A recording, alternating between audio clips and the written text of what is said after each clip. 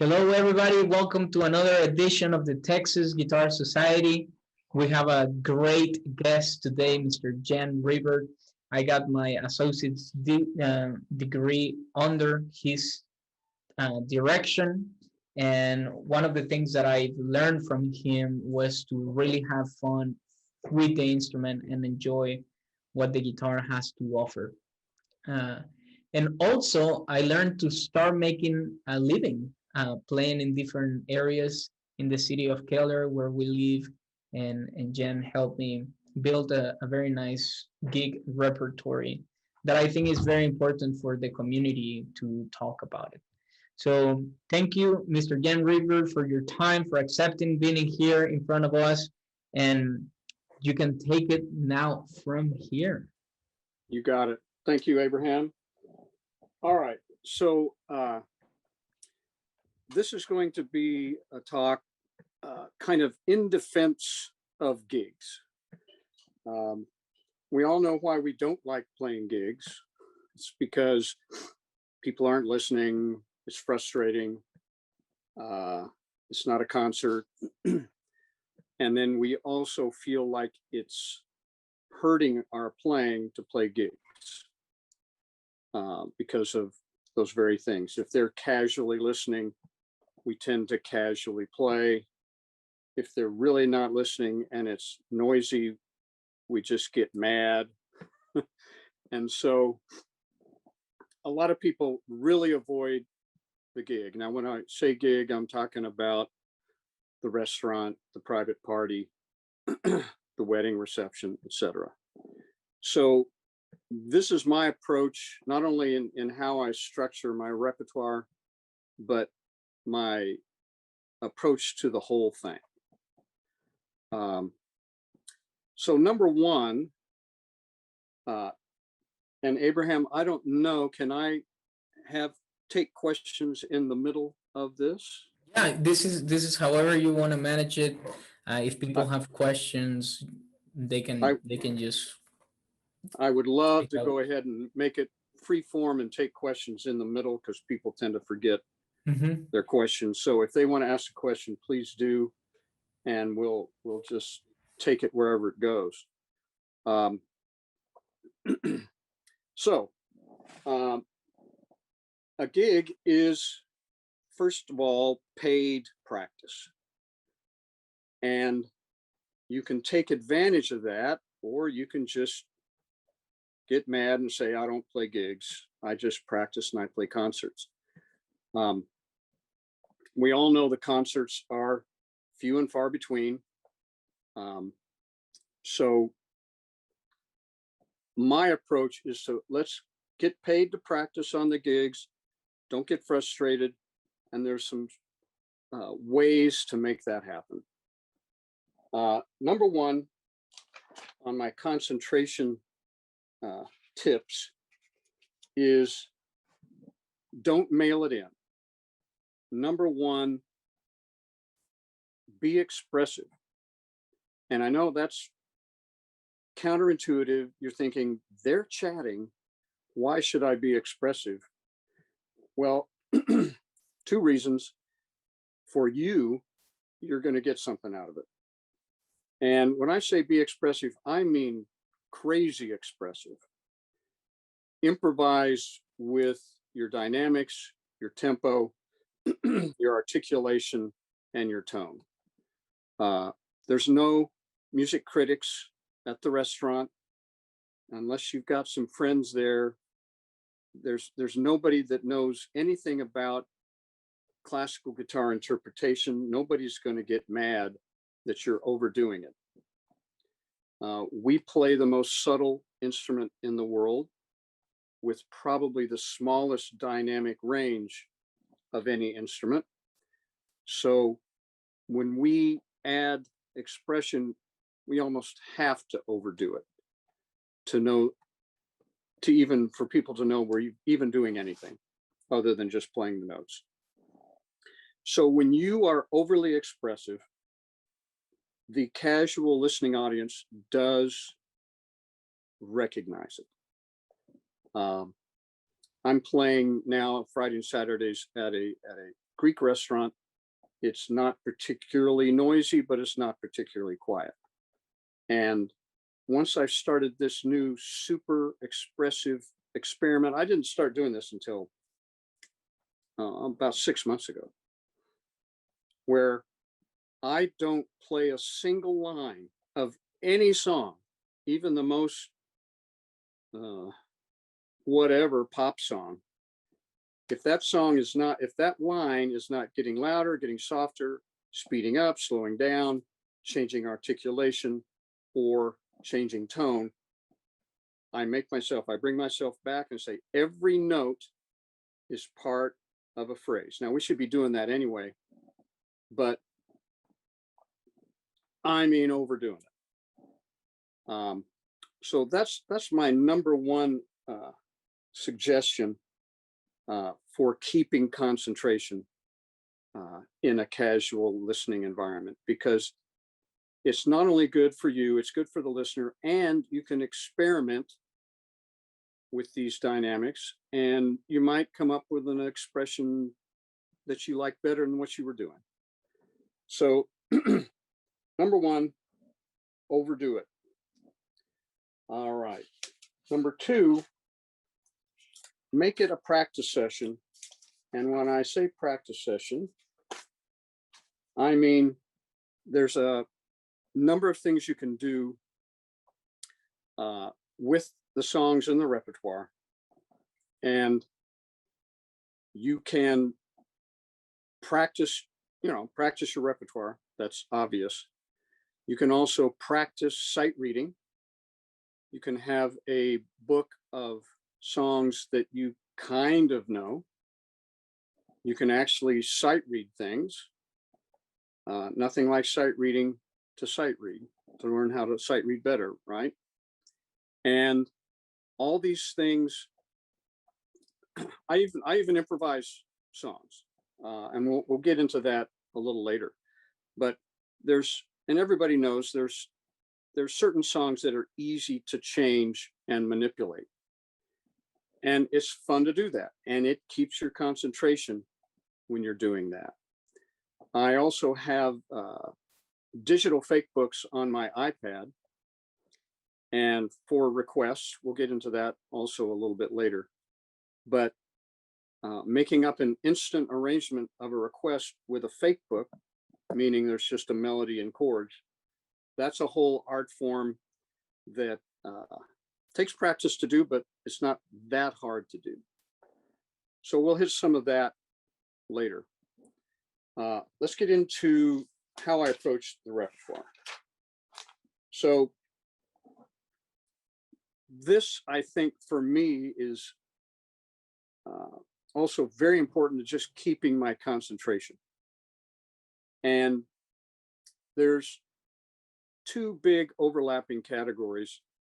There's categories of people will recognize it, people definitely will not recognize it. And the other categories are, it's a fast kind of show off technical piece, or it's more medium tempo, more relying on expression to get a good performance on it. So what I do is I alternate between those two things, those two or four things.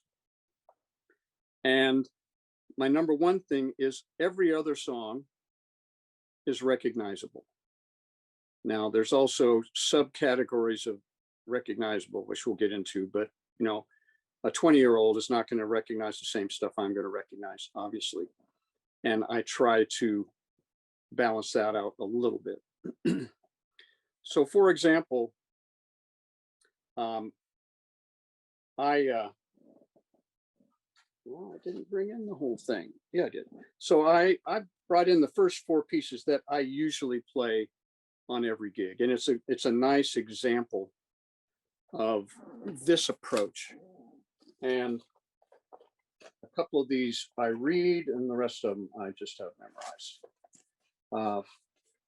So the first song I almost always play is, I think, the perfect recognizable song, in that it's so iconic I think everybody has heard it somewhere.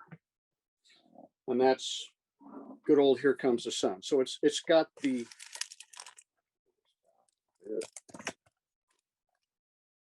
advantage of being a Beatles song, and I know there's some people that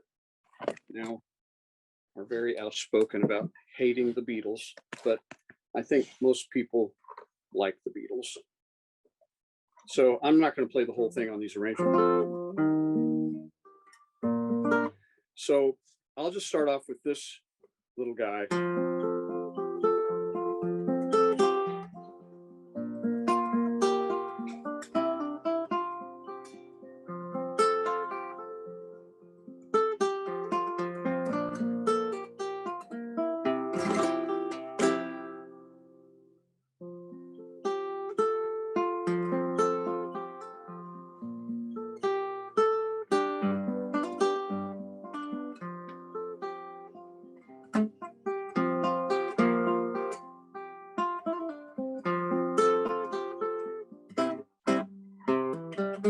And so on. So I like that one because it's recognizable. It's not real loud, not real flashy. A lot of times, depending on the restaurant, I like to start low key rather than hitting them over the head with something, just so the tables right next to me don't freak out and think this is going to be too noisy. We've got to move to the back. And that is a consideration, that balance between being too loud or too soft. I imagine some of you have that new Bose system that claims to equally spread the sound without being loud right in front of it. I have not invested in one of those yet, but I do have a speaker that's up on a stand way high to try and push sound to the back, and a speaker on the floor to take care of the front. Make a note, anybody that has one of those Bose systems, let's talk about that at the end, because I'd be very curious about anybody's experience with that at the end. I'm going to make notes of stuff to talk about at the end. So the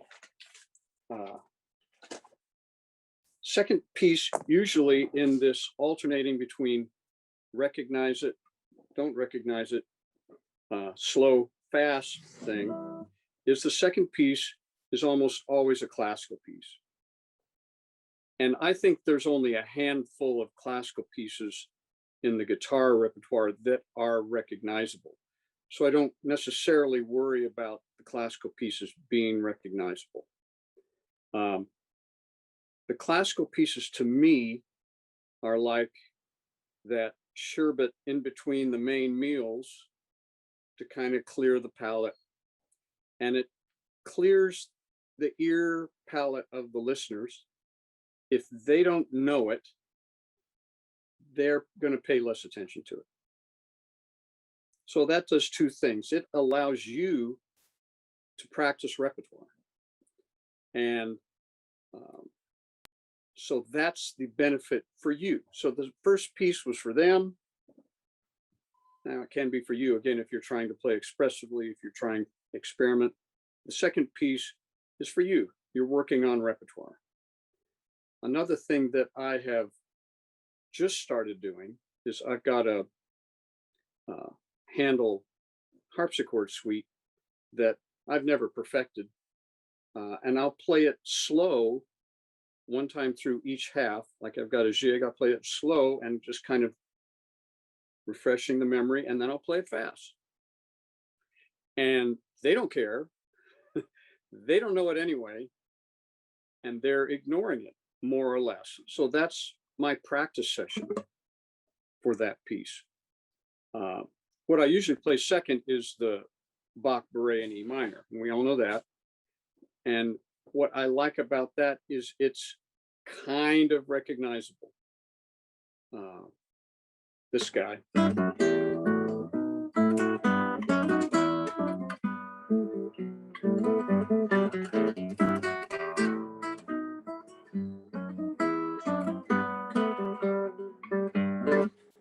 So anybody from my generation, I think this maybe 55 on up, we know that song from Jethro Tull.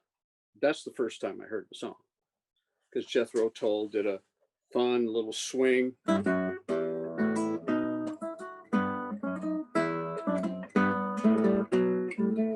started that out wrong.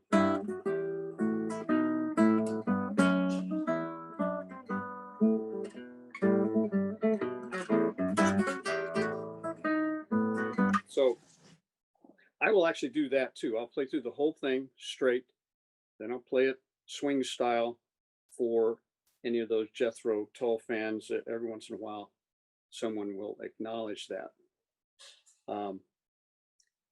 There's a whole nother thing that I want to talk about at the end as far as applause, tips, acknowledging the audience or not acknowledging the audience.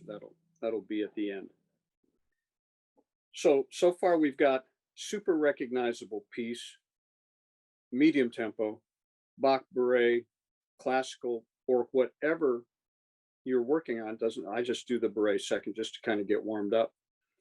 And then the third piece, I go back to recognizable. And what I usually do on the gig that I'm currently playing is I play Solamente una vez. It's very recognizable to many people, and kind of in the back of other people's heads. So it's one of those almost universally recognizable pieces.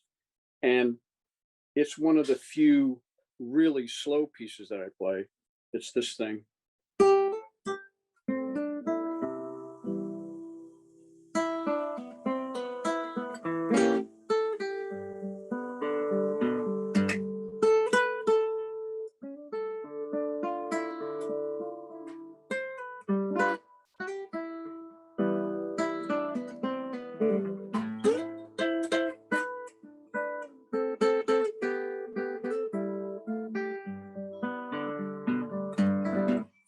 Goes like that.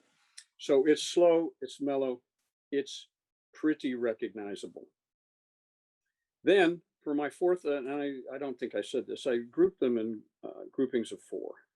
So the first one's recognizable pop, meaning something from 1950 to present. Second one is my choice of classical repertoire to be working on. Third is recognizable, and I lean towards the jazz side, or lean towards the Latin side on that third one, but still trying to be recognizable. And then the fourth one is usually an original. And I'm betting almost everybody that's tuning in has written songs for their classical guitar. So this is the opportunity to play that. Again, it's clearing the palette. Doesn't matter if people know it or not, because they obviously are not going to know it unless they're a fan of yours and they've got your CD, whatever a CD is. And then, so it's a great time to work on that. It's a great time to get that music out. Just the other day at my gig, I heard one of the waiters humming the melody to one of my original tunes like that. Okay. They know it.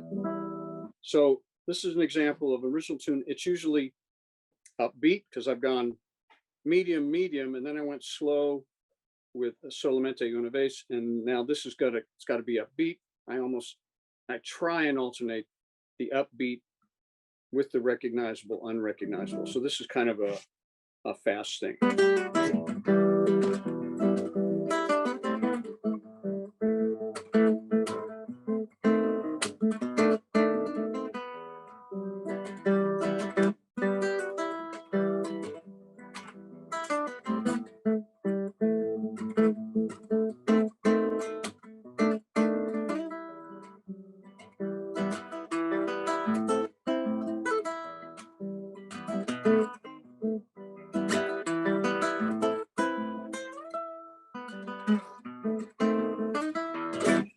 So it goes on and on like that. And it's fun, it's upbeat, it's Latin. People in general, I think almost everybody likes upbeat Latin, and almost everybody likes blues.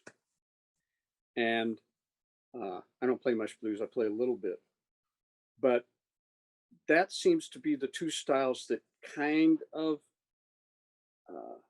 have crossed borders, nationalities, cultures, etc.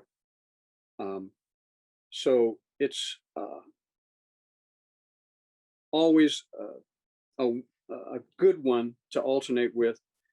Up-tempo Latin never fails, even though they don't recognize it. At least it's upbeat. And if you see anybody kind of tapping their foot, enjoying it in a casually listening restaurant, that's a success. Anyway, so those are my first 4 pieces. And I usually do, depending on the setting, depending on the restaurant. The restaurant where I play now, I've started to do an interesting thing because of the tipping situation. The tips are really good here, and it's because I'm sitting right by the door.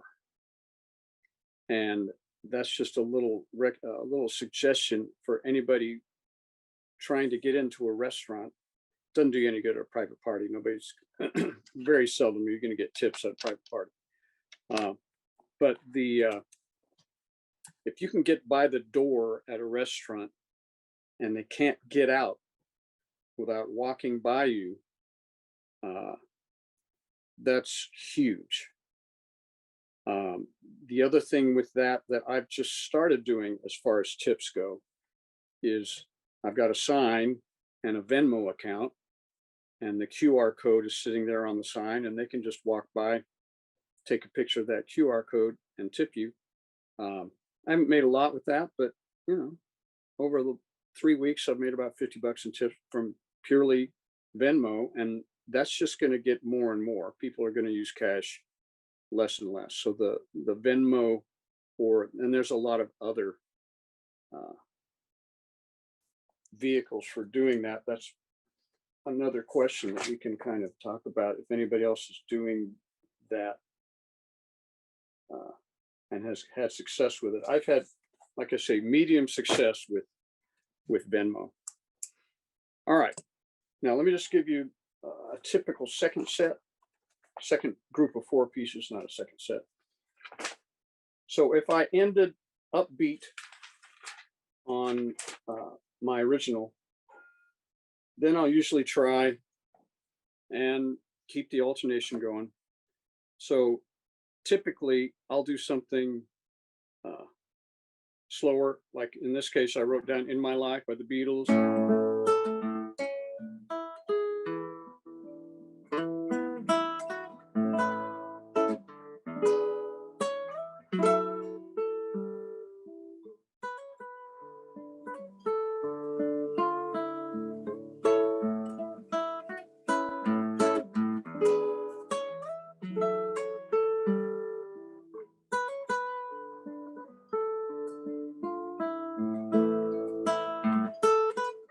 So on.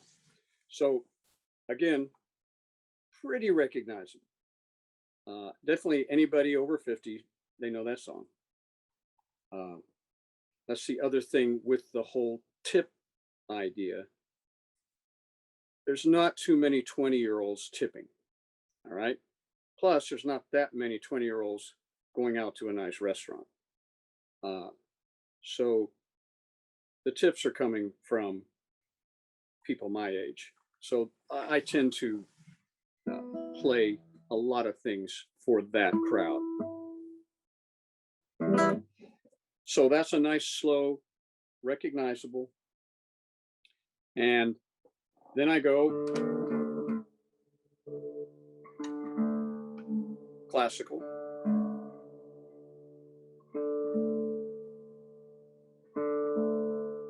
And something else that I have started doing recently is I don't get in a rush to play boom, boom, boom, boom, boom pieces. It's not a concert. It's not a rock show where you're trying to keep everybody 100% with you. So I take my time. I'm tuning up, take a drink of water. And I think people also in a restaurant setting anyway, they kind of like that break. You don't need to be pounding them with music constantly. And just like the alternating thing, a little bit of silence lets the ear rest. So when they do recognize something, they enjoy it more. The applause thing in a casual listening environment, any applause you get is like super gravy.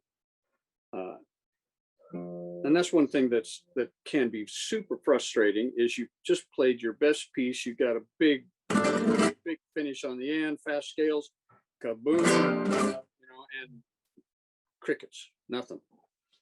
And that's super frustrating, but it's not frustrating if you don't expect it. So don't expect it. And if you get it, great. A lot of times they will, I think there's also sympathy tips that happen where people will think, boy, he was really playing his little heart out up there and nobody acknowledged him. Here's 20. So you don't worry about it, don't expect it, then it's not frustrating. So this is my second piece of the second set, which is a Dowland Allemand, and it's upbeat, contrasts with In My Life by the Beatles, good contrast, and it's fun for me to work on. This is one of those pieces I played a lot.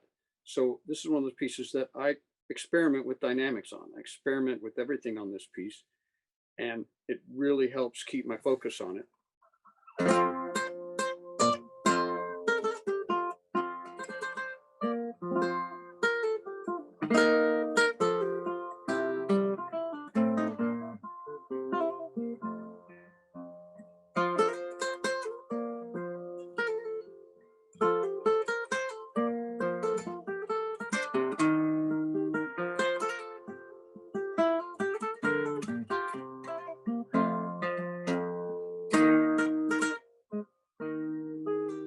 And so on. So it's, like I said, upbeat, not recognizable at all, but fun to play, fun for me to review and experiment with. After that, we want to go to recognizable, and I do a number of, just like Solamente Una Vez, I do a number of songs that I don't memorize. If I spent maybe a half an hour, I could have them memorized, but it's like, why? It's just as easy to more or less remember my arrangement just from the fake book. Like this is a fake book style, just chord and melody, but I pretty much do the same thing with it. So this is Girl from Ipanema, and this is also in that classic, iconic category where even 20-year-olds know Girl from Ipanema. I don't know how, but they do. I've had relatively young people come up, they see the guitar and they request Girl from Ipanema. I'm not sure how it has crossed cultures like that, but or age brackets. But so this is this guy.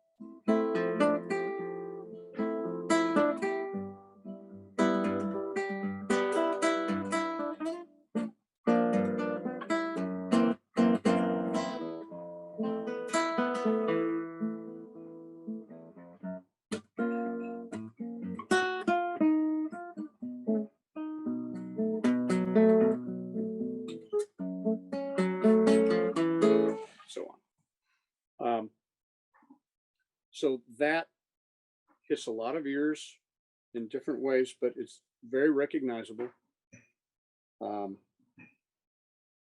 People see this type of guitar and they think bossa nova, especially if they're from my age bracket. So it fulfills a lot of the recognizable categories. And then fourth tune in that particular group of four, and obviously these can all be interchanged depending on who is what the situation is.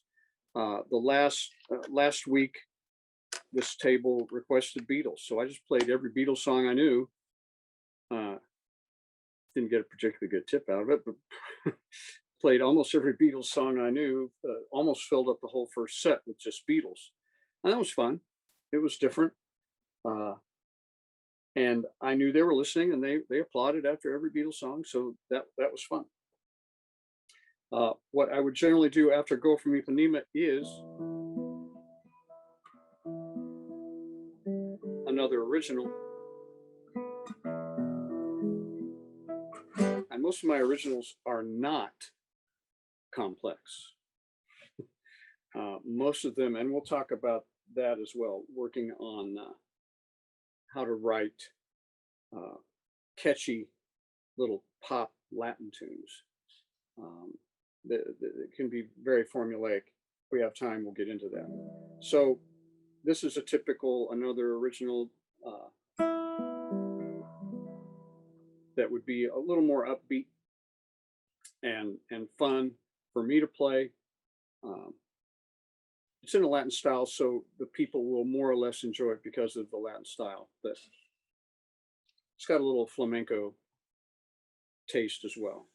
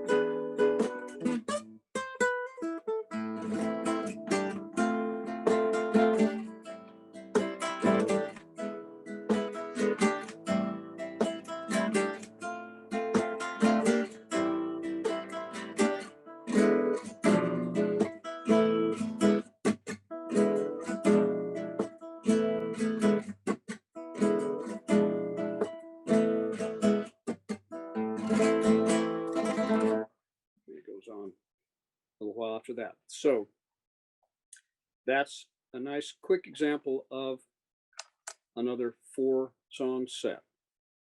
Now, let's talk about, well, first of all, any questions up to this point, because we're going to talk about some more what I'm just calling subcategories of this whole topic. But any questions up to that point? I do not have any questions. I don't know if anybody in the audience has any questions. Okay. That's fine. We'll just keep on trucking. But if anybody wants to know anything about what I'm doing, don't hesitate. So now some of these subcategories that I wanted to address.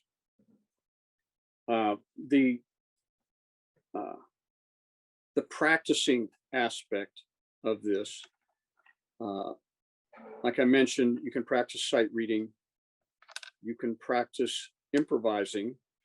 I do a little bit of that where I'll be playing, you can't get away with too much of that, but for example, I do Layla, and the chords will come in.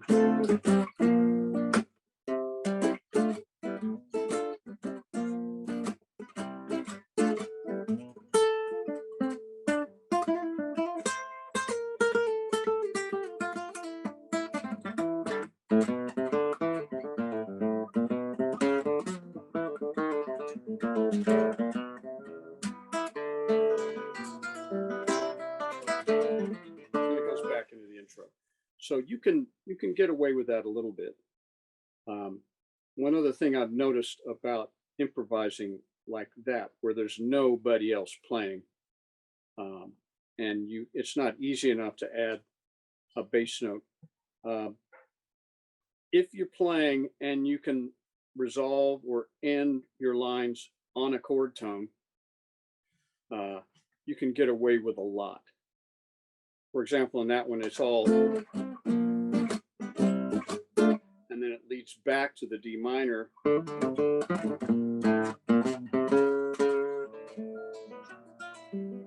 I've got a real strong leading tone at the end of all that other stuff, which the other stuff was mostly in the key of D minor, but also, some chromatic notes, and you can get away with that.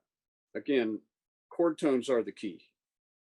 It's not the scale. I mean, the scale is obviously important, but chord tones are the key. If you know the chord tones and you can find the chord tones in your improv, you can make a lot more sense out of the solo and make it follow the chord tones that are going on in your head, even though there's nobody playing with you. So like I say, I'll do a little bit of that. About 4 of my songs I will take solos on, but I have to know the piece pretty well and be comfortable before I'll tackle that. Some of the other things that I want to cover are the instant arrangement.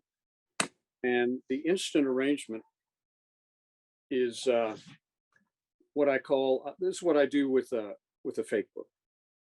So you have, on the fake book, you've got melody and you've got chords. And the system that I use is the melody has got to be on the top 2 strings. Quite often in a fake book format, that melody is not.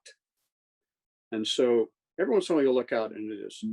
But so you have to get used to transposing up an octave, which is no big deal. We all can do that relatively easily. Know your first and second string. So you transpose up an octave, and then you have the hard part is getting enough chord knowledge so that you can grab a voicing that has that melody note on the first string. So I recommend everybody, if you haven't started already, to do a pretty extensive jazz chord, at least 7th chord practice routine. I'm still learning about that, and I practice I do chord inversions every day as part of my practice routine. So I'll take, for example, like a G major 7, I'll move it up to first inversion, second inversion. Didn't do that very well. And then I'll do it over here. Oops. There it is. I'll do it here. This is a tough one.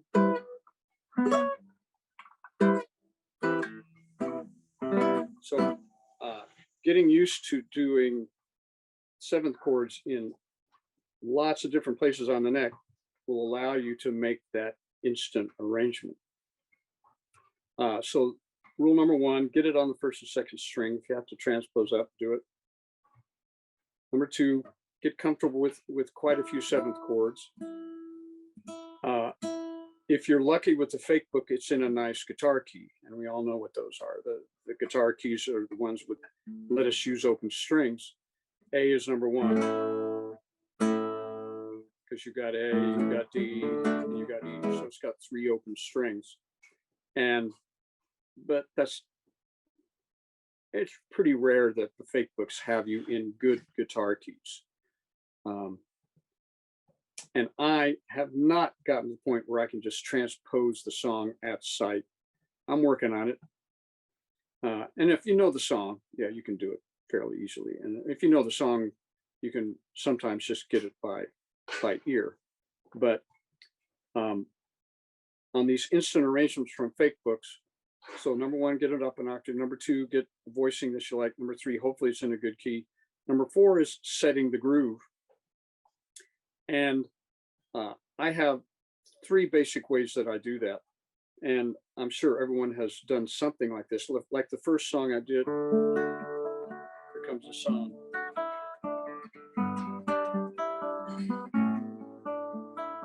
Basically, I'm playing the melody and then just filling in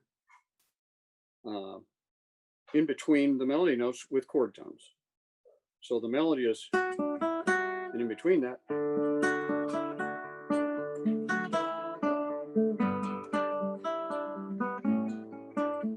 so that's the easiest if it's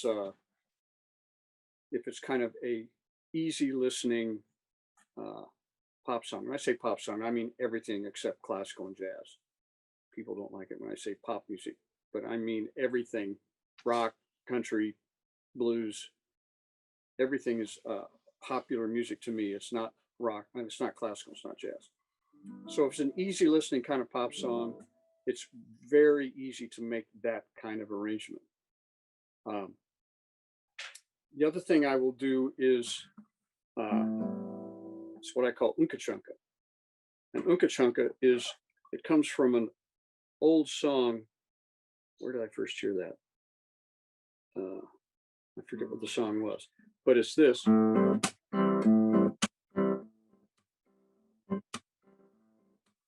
hitting bass with the thumb, you're hitting chords with fingers, and you're slapping the strings, and then you're plucking them again. It's 1 and 2 and 1 and 2.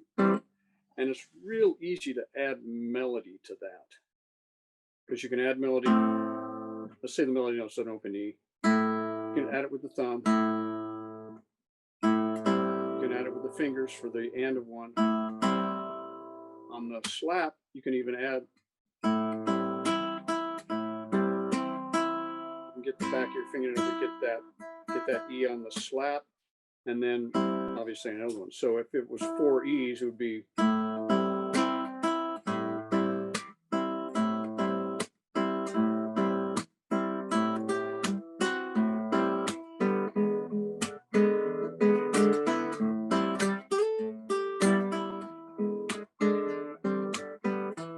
So that is really easy to keep a groove on. And one thing I've learned quite a long time ago is if you're trying to play nothing but Bach, nothing but complex classical pieces, you will not get people's attention. And if you're just worrying about practicing, you don't need people's attention. But if you're worrying about keeping the gig, you probably want to keep somebody happy. So songs with a beat are obviously top of the list. So on most of my arrangements of that kind of mid-tempo to slightly up-tempo rock music, I will, and that slap puts a nice beat on there. A quick demonstration on that. I do Smooth by Santana.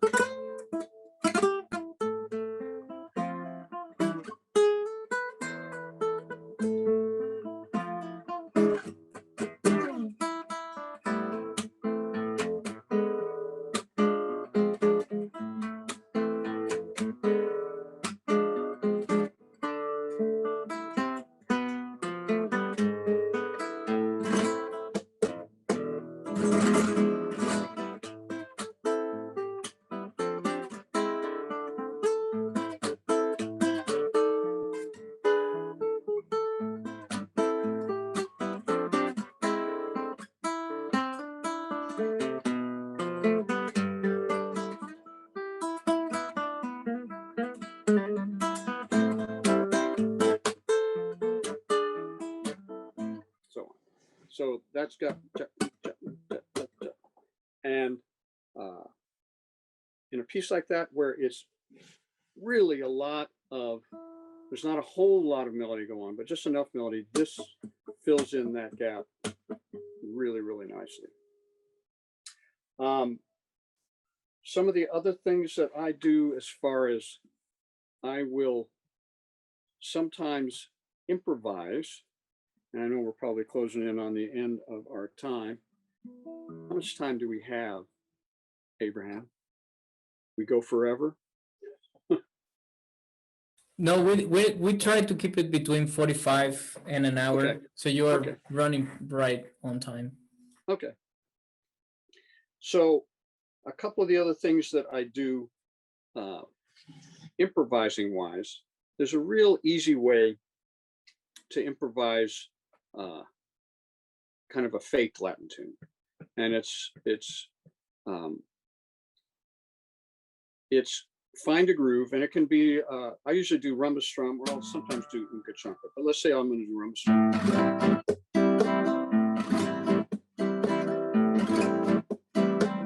So let's say it's in A minor, so I'm going to do an A minor 7 chord. And then in between that groove, I'm just going to make up a real simple, but hopefully rhythmically catchy, short melody.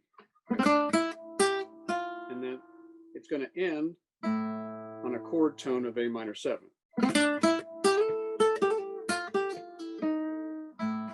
I do the groove.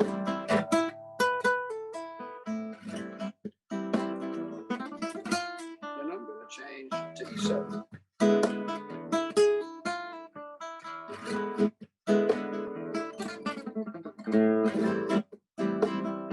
Now I'm going to go to D minor.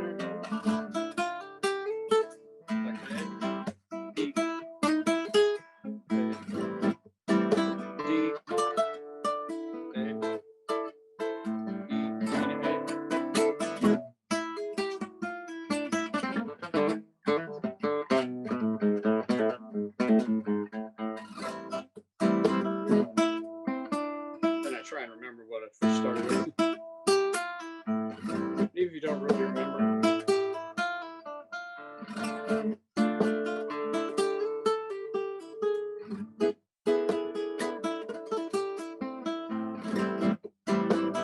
So, not really hard. All I need to know is that E minor 7th, A minor 7th, E dominant 7th, A minor 7th, and D minor 7th.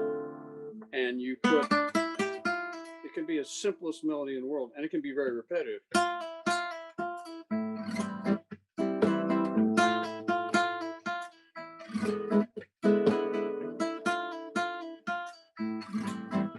Look, I'll change. Now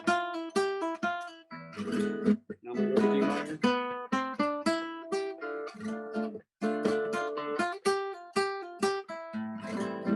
So you can, and believe me, I've made up songs and had people go, "Oh, that was great." And I'm going, "Oh, whatever," and just because it fulfills the three main pillars of pop music.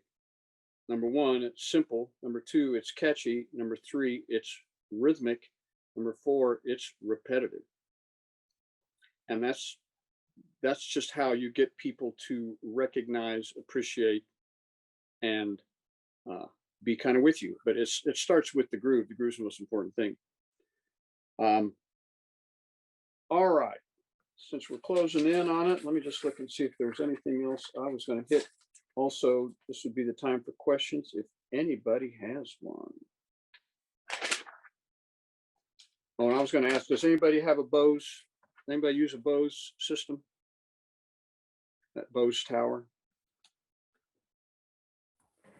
I've never used that Bose tower that you are saying, but I've seen it. I've seen people use it. It's like a home theater that people take and they set up around the restaurant. And it supposedly, you remember Noah, Abraham? I do remember Noah. He's got one. He's playing great, by the way. It's a lot better than I am. He's got one, and he's real happy with it. He hasn't been gigging at all lately, but he was gigging for a while. So anyway, just curious about that. Some of my other points were whether to engage the audience or not. I don't engage the audience unless they engage me. I don't. If somebody claps, I'll thank them, but I don't try and make a show out of anything. I don't say, "Hello, ladies and gentlemen, here's my first song," because that's just stupid. Um, and so I just play. I have a good time, and I do all these techniques to make sure I'm having a good time and focused. Uh, some other things that are I play with a partner every once in a while. We haven't played for a while. But if you can find another guitarist that's more or less on your level and is also interested in kind of getting their improv chops together, learning more songs, maybe leaning towards jazz just to fill out the gigs, boy, it's real easy to play a duo gig because you can read stuff. One guy's playing the melody, one guy's playing the chord, one guy's playing the chords while you're improvising. It's great for learning, and it's great for gigs as long as you don't mind splitting the money. And if you're sometimes you're going to be more marketable if you're a little bit cheaper, but a duo. And so that's a lot of fun. Because playing ensemble, everybody knows playing ensemble is fun. You get that connection with the other person, and it's just a whole nother kind of gig. And I haven't done it for a while, and I really miss it. Some other things. Well, it looks like I've hit most of the other things I was going to hit at the end. I'm gonna interrupt you for a second there, Jen. Yep. I think Eliza had a question for you. Yep. Thanks, Evan. I was wondering about getting gigs, like a restaurant gig. How do you approach the restaurant? I've kind of got an issue in my town of we have very few restaurants and a lot of musicians, and Yeah. Yeah. I have a surefire way. And I told a student of mine to do this who was not a great player. He was an average player, but he was good enough. He had a repertoire. So you go to the restaurant and you say, I want to play here. And they say, what are you talking about? We don't have music. And you go, I know, but I will play here for $25 tips and a meal. I'll play here for 2 hours just to show you how nice it is, how it can help the ambiance of your restaurant. And who's going to turn that down? If they can't afford $25, they're going out of business. So he did that, and he got a couple of gigs out of nowhere, places that had no music before, and he gradually beefed them up to $50 a night, and that's not bad. It's not great. Obviously, it's never great money on these regular gigs, but it's better than practicing at home. Not always better. If you're a really good practicer, you can get better practice at home. But at least you've got a semi-listening audience. You can make tips. At the place I'm playing now, like I said, it's because I'm by the door. I've never had a better gig, ever. And I've been playing gigs for, wait for it, 50 years. So, and I've never had a better consistent every weekend gig. And it's all because of the tips. I mean, they pay okay, but it's amazing the difference that sitting by the door does. So yeah, just go in, tell them, look, I'll basically play for almost nothing just to show you what it's like. And then you say, okay, did you like that? Well, let's bump it up to $40. And again, any restaurant that can't afford $40, but they realize, well, this is really nice having this in the background, and they might not want it. But this student of mine, like I said, he was not that good. He was fine, but he was not advanced, and he was basically just reading stuff, reading, Carcassi, Giuliani, Aguado studies, and knew the big hits of Romanza, and I think he might have had a version of Classical Gas and Malagueña. And he got these gigs, and they loved him. So it's possible. Hope that answered the question. Who in the restaurant team? I didn't see that whole question. How do I? I Right. can tell it to you. So Okay. the second question is, who in the restaurant do you approach, or do you call, or in person, or? Oh, okay. Good question. You want to call and ask for the manager. You want to talk to the manager every time, and call first because you'll just waste your time. Ask for the manager, and then just set an appointment with the manager, usually in between lunch and dinner. So 3 or 4 o'clock. I mean, you can cold call a place at 3 or 4 o'clock, but it's better to call and find out, if they're even open.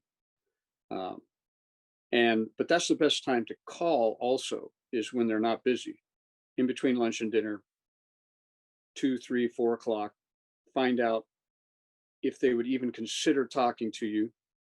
And sometimes just say, hey, I wanted to come by and talk to the manager about something. What's a good time to do it? You don't necessarily have to get their opinion on it without them meeting you. Because if they meet you and you can even play for them a little bit that day. And a lot of people don't even know what classical guitar is. You'd be surprised how many people have no clue. The main thing I get from people is they'll say, well, is that a 12 string? Yeah, sure is, sir. Because and I've had people even ask me, what instrument are you playing? Because the sound of the nylon strings is so new to their ear. So just letting them kind of know who you are, and showing them what the instrument can do, and how it can be a real addition to the restaurant is it's not that hard. One thing to add to that is I don't know if you've gone to this, Jen, but when I was talking to Michael Mori and Yeah. how you start getting gigs, you said to have a copy of your CD as sort of a business card. But now I think it's moved on to more digital. So if you have a YouTube video, that's an even better sort of business card. The last restaurant that I asked, they asked me if I had a YouTube channel. Back then I didn't, and that was a big Yep. mistake. That's And I great. now only have one video, but it's done a lot for me already. But I guess that's another little bit of advice if you looking for. Very good point. Very good point. And I've got a bunch of videos up, but they're a lot of them are very old. A lot of them are teaching videos. A lot of them are almost unwatchable because I put them up in the early 2000s. And so it, but I put up what I called a classical sampler. So I'll play 3 or 4 songs, not necessarily even the whole song, just to give them an idea. And you're absolutely right. Then you can tell them, go to the YouTube, you can put that on your card. If you have a website, absolutely send them to your website where they can listen, because people don't want to listen to a whole CD. They want to listen to snippets of this and that. I missed that last question, Abraham. Can you tell me? I got it for you. So it says, you mentioned nice restaurants. Do you usually approach a certain type, or have Yeah. you noticed a specific one that is better than others? No, I've just been lucky. Like this last one, it's a Greek restaurant, but I'd say nobody that's if the entrees are more or less $10 and up, that's what I would qualify as a restaurant that can afford you. So that's a lot of restaurants, right? I mean, that's almost all of them except for hole in the wall and fast food. So, but any place that is a tablecloth kind of restaurant is fair game, and it doesn't matter the kind, whether as far as what kind of food they're serving. The other, and this is also kind of important as far as being ready. Abraham and I were talking about this. A lot of this last restaurant I got, which I told you is the best one of my life, is the sub gig. friend of mine called me up and said, hey, when you're playing these steady gigs, you want to have a sub because you get that $500 gig, you don't turn it down. And he said, I've got a gig. Can you play this? I said, yep. And I was ready to play. I had my repertoire. I might have, at that point, I hadn't been playing solo. I'd been playing with my duo partner. So, but I brushed up on the solo gig, and I was ready to go out and do it. So I need subs. Everybody that's got a steady gig needs a sub. And I went out and played the sub gig, and the restaurant, the owner said, hey, we've got this other restaurant. You want to play there? And I said, yeah.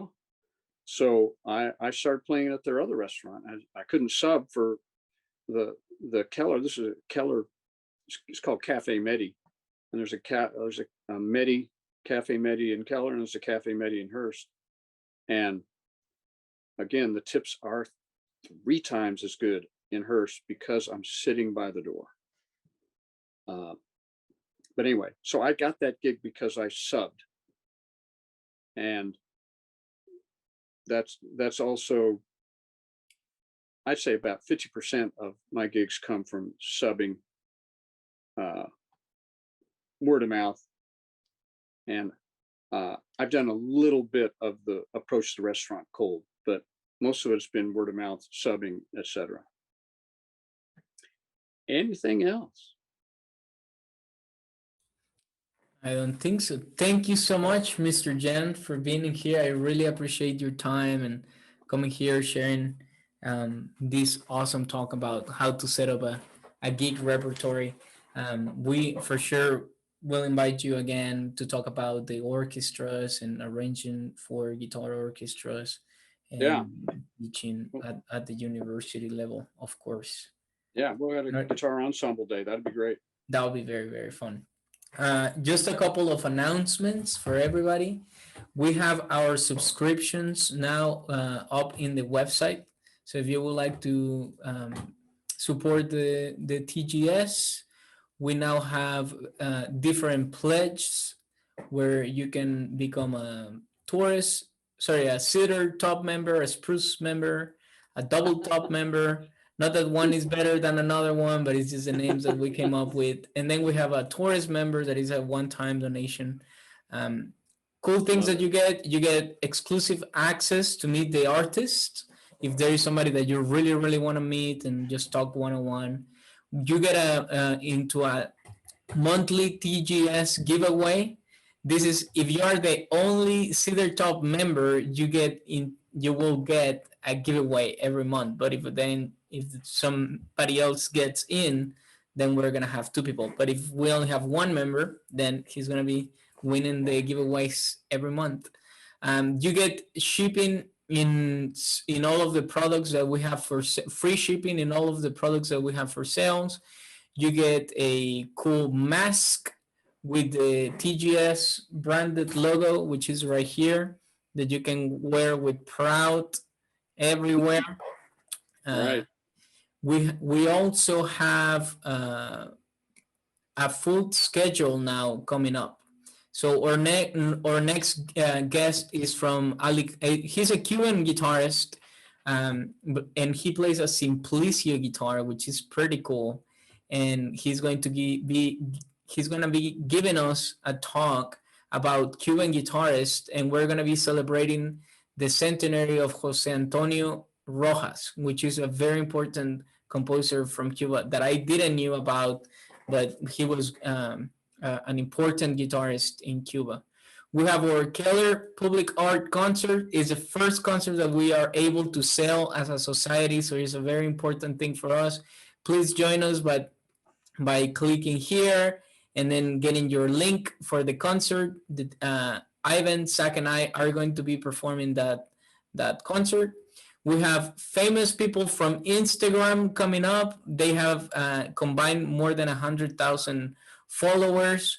We have the doctor of the National University of Mexico coming and giving a talk. I am going to be translating throughout the whole talk.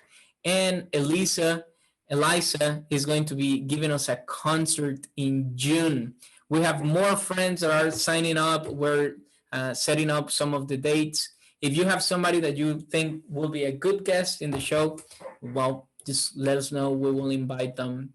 We are also looking for writers and bloggers. And if anybody is very good at writing articles, or please get in contact with us, because we want to start having a weekly or a monthly blog happening on the website. And all of that is a paid gig. So if you know about somebody that is interested on that, please join the team. Thank you, everybody, for coming. Thank you, Mr. Ryberg, again, for being in here. I really appreciate your time. Thank you, everybody, for being part of this. And we'll see you next Monday at 7:30. Have a great night. Bye-bye. Bye-bye.